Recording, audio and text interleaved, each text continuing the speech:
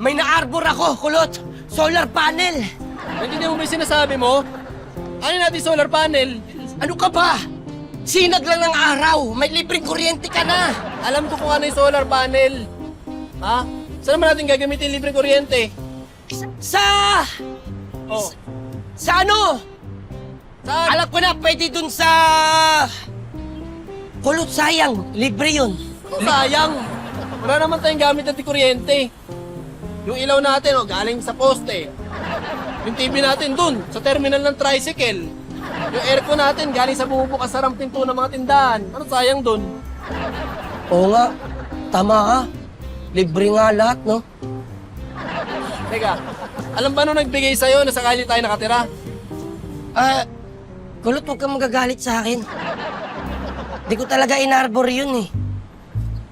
Napulot ko lang yun sa construction.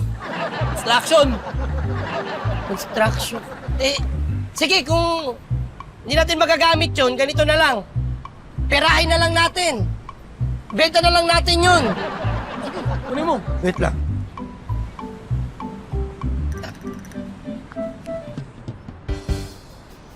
Kulot!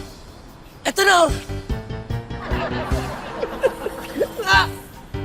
Hindi naman to solar panel eh. Pansala ng buhangin to. Pansala ng buhangin. Pansala ng buhangin yan, ha? Kaya sa susunod, sasalain mo muna yung mga napupulot mo.